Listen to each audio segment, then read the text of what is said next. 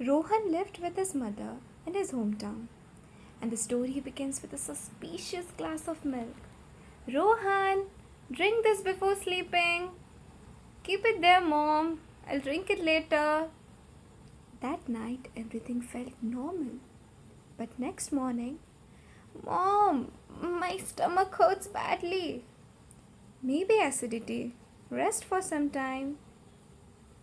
But the pain didn't stop. My hands are burning, Mom. Burning? Day by day, Rohan became weaker. You look pale, beta. What's happening to you? I don't know. I can't feel my legs properly. Next morning, Rohan! What happened, Mom? Your hairs! Hair strands covered the entire pillow. Why is my hair falling out? Both of them rushed to the hospital, and the doctor said stomach pain, burning sensation, weakness, hair loss.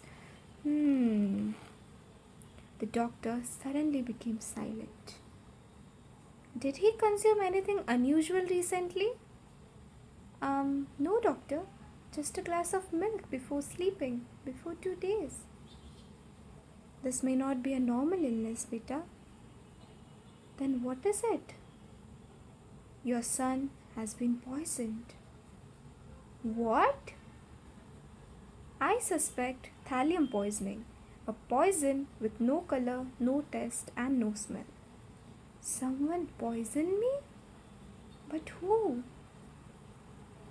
Sometimes the real horror is not the poison, but wondering who gave it to you. Anyways, Rohan is going to get well now, but to avoid this happening to us, let's learn thallium poisoning.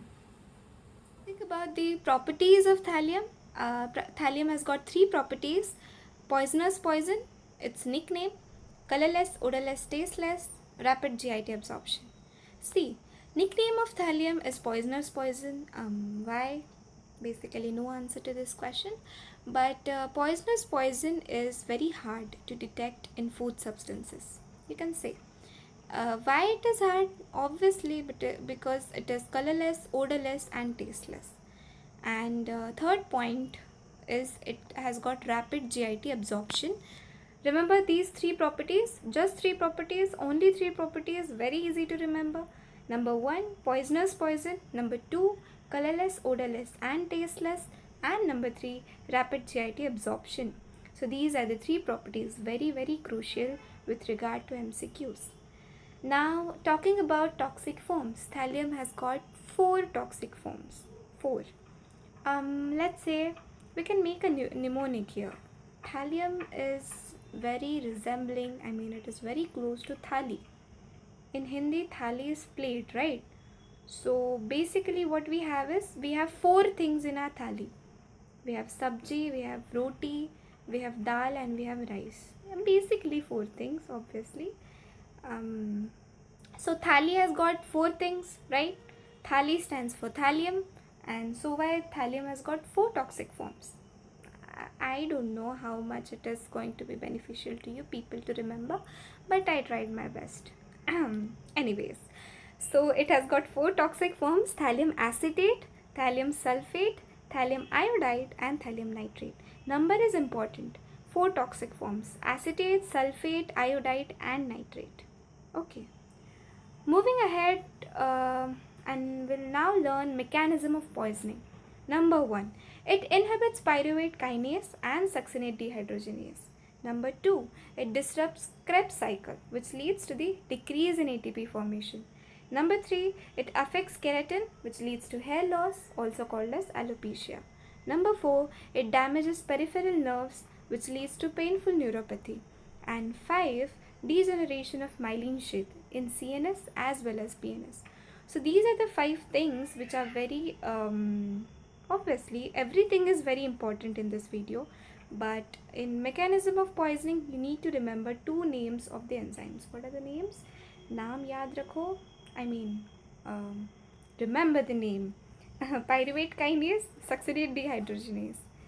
And which cycle? Krebs cycle. Decrease of what? Decrease of ATP. Leads to what? Alopecia. I mean, affects keratin, leads to alopecia. And damage of peripheral nerves. Due to what? Due to degeneration of myelin sheath. Remember this mechanism and two names of enzymes, pyruvate kinase and succinate dehydrogenase.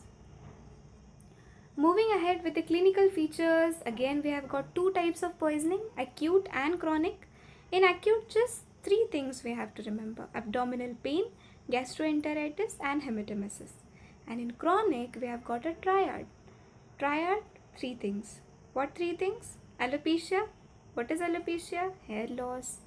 Number 2, painful peripheral neuropathy. Number 3, skin rash. Remember skin rash. So just memorize it with me. In chronic thallium poisoning, we have got thallium triad, and thallium triad consists of alopecia, painful peripheral neuropathy and skin rash. It is very easy. You just have to keep reading it 2 or 3 times, and while solving MCQs, you people will definitely memorize this. So in acute thallium poisoning, we have got abdominal pain, gastroenteritis and hematemesis. What is hematemesis? It is nothing but blood and vomiting. Okay, hema, blood, emesis, vomiting. Blood and vomiting. Fine. This was about your acute. Now chronic, thallium triad, alopecia, painful peripheral neuropathy, skin rash. Now there are certain other features also. Behavioral changes, स्वभाव में बदलाव. Oh, wow.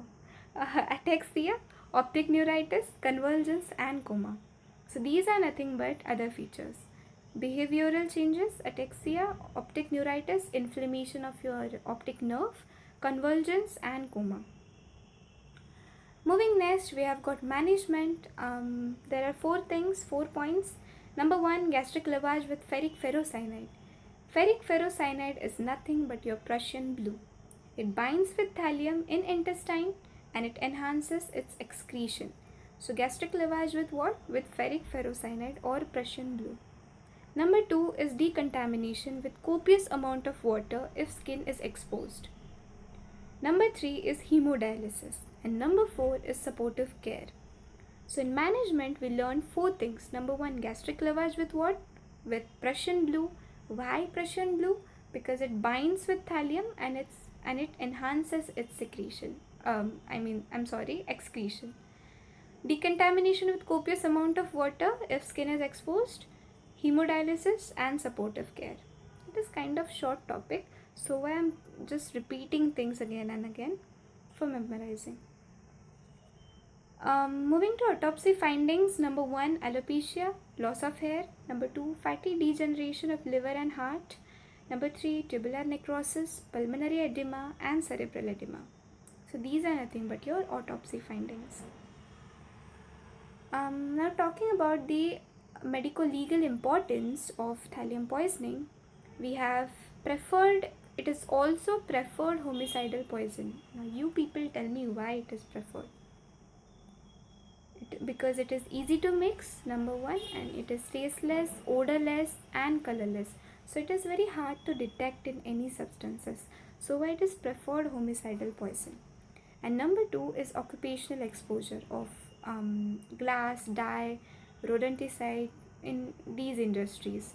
So occupational exposure also leads to thallium poisoning. Now let's just summarize thallium poisoning very quickly.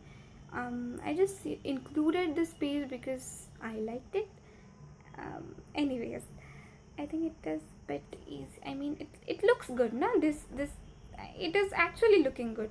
So yeah, okay. Thallium poisoning, poisoner's poison. We know now. It is colorless, odorless, tasteless, rapid GI absorption. 4 forms, thalli, 4 toxic forms, acetate, sulfate, iodide, nitrate. Mechanism is inhibits pyruvate kinase, succinate dehydrogenase, disrupts Krebs cycle, decrease in ATP, affects keratin, leads to hair loss, alopecia, degeneration of myelin, damages peripheral nerves, leads to peripheral neuropathy. Oh my god. Third is clinical features, acute and chronic. I just thought of keeping this video kind of raw, I was just completely fed off formally reading these slides and just making you people understand and just tell mnemonics. I just thought, why not to make it kind of raw video so that you people also enjoy, and you people also learn my situation right now, because hopefully my 20th take is finally successfully ending now. We'll just end this video with 20 MCQs, and yeah, we are good to go. So what are the clinical features? You tell me now. Acute and chronic. In acute we have three things: abdominal pain, gastroenteritis and hematemesis. In chronic we have got our triad: alopecia, painful peripheral neuropathy, skin rash, and in other features we have got swabhav mein badlav, ataxia, optic neuritis, convulsions and coma. Quickly coming to the management, we have got gastric lavage with what? Just pause the video. I mean, just don't see the screen and tell me gastric lavage with what? I mean, I can't hear you people, but I know that you people know that it is nothing but Prussian blue, and Prussian blue is nothing but your ferric ferrocyanide. Anyways, I think you people must, I think you people learned it now, memorized it now. So management, gastric lavage with ferric ferrocyanide. Why? Because it binds with thallium and enhances its excretion. Decontamination with copious amount of water if skin is exposed, hemodialysis and supportive care. Quickly coming to medical legal importance, preferred homicidal poison, occupational exposure. Which industries? Glass, dye and rodenticide. Autopsy findings: alopecia, fatty degeneration, tubular necrosis, pulmonary edema and cerebral edema. Finally, we are done with our thallium poisoning, and we'll be quickly solving 20 MCQs so that we'll just wrap up with thallium poisoning. It becomes our, very firm topic. So yeah, let's begin with very first MCQ, and here it goes. A patient presents with severe gastroenteritis, burning neuropathy, ataxia, and diffuse alopecia after 2 weeks. The toxin most likely interferes with what? Cytochrome oxidase, pyruvate kinase and succinate dehydrogenase, acetylcholinesterase, Na plus, K plus ATPase. I suggest you people to just pause the video and try to solve these 3 MCQs on the screen by your own. I mean, it would be beneficial to you. So the answer would be obviously option B, pyruvate kinase and succinate dehydrogenase. Question number 2. Earliest manifestation of acute thallium poisoning is usually alopecia, peripheral neuropathy, GI symptoms, optic neuritis. See, the earliest manifestation of acute is always and always GI symptoms. So the answer is option C. Question 3. The most characteristic delayed sign of thallium poisoning is Mees line, Burtonian line, alopecia or Wristrow. See, diffuse alopecia occurs after 2 weeks. So delayed sign is alopecia, option C. Question number 4. A person producing painful ascending neuropathy with alopecia is most likely, very easy, thallium, obviously. No need to read options also. Question 5. Which of the following explains alopecia in thallium poisoning? Follicular ischemia, zinc depletion, damage to sulfahydryl dependent keratin formation, kind of, or autoimmune folliculitis. Option C, damage to sulfahydryl dependent keratin formation. Because keratin is the only word which we heard in lecture, right? So option C is the correct answer, damage to sulfahydryl dependent keratin formation. Coming to assertion and reasoning type of questions, number 6, assertion. Thallium poisoning produces peripheral neuropathy. Yes, absolutely. Reason is thallium causes degeneration of myelin in CNS and PNS. Yes. So the correct answer is both true, and reason correctly explains assertion. Option A. Question number 7. Prussian blue is useful in thallium poisoning. Yes. Reason, it binds thallium in the intestine and interrupts enterohepatic circulation. Yes. So the answer is option A. Both true and reason correctly explains the assertion. Moving to multiple correct type questions. Features seen in chronic thallium poisoning include alopecia, yes. Painful neuropathy, obviously. Skin rash, yes. Gum hypertrophy, no. So the answer would be A, B, and C. Question 9. Autopsy findings in thallium poisoning include what? Fatty degeneration of liver, pulmonary edema, cerebral edema, tubular necrosis. A, B, C, D, all four options are correct. Moving ahead and match the following. Question 10th, match poison with characteristic feature. Thallium, garlic odor, arsenic, alopecia, lead, Burtonian line, mercury, erythrism. No. Mercury goes with erythrism. Fourth का D आएगा. Thallium would be with alopecia. 1 का B. Arsenic, garlic odor, obviously. 1B, 2A, 3C, and 4D. I think I solved it very quickly. So option A would be right answer of question number 10th. You people just pause the video, it would be very beneficial to you. Moving to question 11th, a patient with diffuse hair loss and painful neuropathy has this toxic exposure. Which structure is primarily damaged? Myelin sheath, synaptic cleft, neuromuscular junction, basal ganglia only. We know the answer. The answer is option A, myelin sheath.